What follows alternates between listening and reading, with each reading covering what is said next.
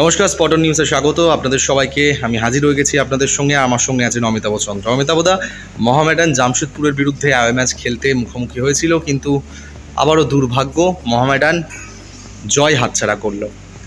ভালো পারফর্ম শুরুর দিকে দেখা গেল, কিন্তু গা ছাড়া মনোভাব শেষের দিকে, যে কারণে 3 গোল হজম করতে হলো। ফ্র্যাঙ্কার পেনাল্টি মিস। ওই ম্যাচটা কীভাবে বিশ্লেষণ করছো? মোহামেডান কেন শুরুটা ভালো করেও শেষের দিকে এত খারাপ পারফরমেন্সের শিকার হচ্ছে? আমার মনে হয় হাত পাক করে কত তাদের রেজাল্ট হবে। আমাদের যথেষ্ট লড়াকুটি, ভালো লড়ছে, ফিনিশিং, যার ফলে কী হচ্ছে শেষের দিকে আর ব্যালেন্স রাখতে পারছে না। তখন এটা কোচকে এবং দীর্ঘদিন খেলা দিব্যেন্দু বিশ্বাস আছে, ভালো করে বোঝা উচিত এবং বোঝানো উচিত ব্যাটে, কারণ যথেষ্ট অনেক খেলেছে। সেখানে আমার দায়িত্ব পেয়েছি। আবার আমরা দিব্যেন্দুটা ভালো করে বোঝা যে কেন 90 মিনিট অবধি কেন আমরা ছাড়বো, কেন আমরা প্রত্যেকটা মোহামেডান প্রত্যেকটা ম্যাচে ভালো খেলছে, অথচ শেষের দিকে গোল খেয়ে যাচ্ছে। এইটাকে দেখা উচিত, কারণ মোহামেডানের অবস্থা এখন যা টিমে সাবস্টিটিউট খুব একটা ভালো নেই আমার যা দেখা। তার মধ্যে কাসিম ও অ্যালেক্সিসও খেলতে পারেনি। তাই এগুলো একটু মাথায় রাখা উচিত, কারণ মোহামেডান যথেষ্ট অন্যবারের তুলনায় এবার টিম অনেক বেটার হয়েছে। আরও একটা বিষয় রয়েছে, ফ্র্যাঙ্কা মানজেকি সামনের দিকে যে দুজন খেলছে স্ট্রাইকার পজিশনে। ফ্র্যাঙ্কা আমরা দেখেছিলাম যে এখানে কিশোর ভারতী ক্রীড়াঙ্গনের শেষ ম্যাচে দুরন্ত পারফরমেন্স দেখা গেল, বেঙ্গালুরুর বিরুদ্ধে ভালো খেলেছিল। ফ্র্যাঙ্কার সমস্যাটা ঠিক কোথায় হচ্ছে? ফ্র্যাঙ্কা কিন্তু সব কিছু করছে গোল ছাড়া। ব্রাজিলিয়ান স্ট্রাইকার, গতি রয়েছে, সবই আছে, ফিনিশিংটা পাচ্ছে ওখানে একটু মাথা ঠান্ডা রাখতে হবে।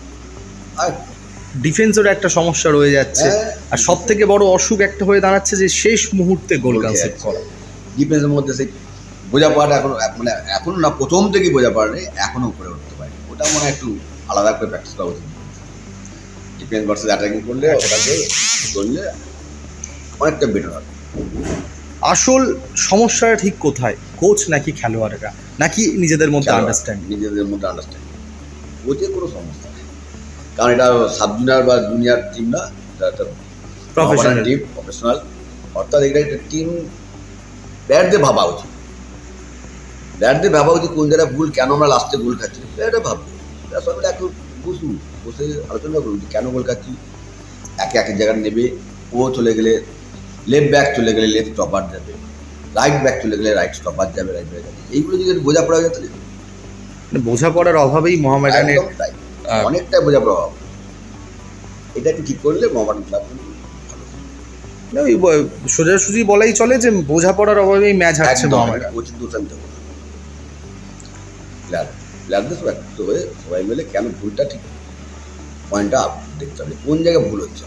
এটা যদি নিজেরা ঠিক করে, মাঠের মধ্যে শুধু বসে হলে হবে না, প্র্যাকটিসের মাধ্যমে করতে হবে। কারণ আমরা দেখলাম ইস্ট বেঙ্গলেও সেই একই সমস্যা ছিল, কিন্তু তারা শুধরে আবারও কামব্যাক করেছে। মোহামেডানও যদি ঠিক একই রকমভাবে তোমার মতে যে এই জিনিসগুলো একটু শুধরে নেয়, তাহলে আগামী ম্যাচ ভালো খেলবে। ভালো খেলবে, যথেষ্ট ভালো প্লেয়ার, প্রত্যেকটা পজিশনে ভালো প্লেয়ার আছে। অর্থাৎ এদের কিছু বোঝানো নেই, কোচ তো নেমে খেলে দেবে না, ওদেরই খেলতে হবে। ওদের ভুল ভ্রান্তি ঠিক করলে মোহামেডান ভালো। একদম। Thank you Amitabh.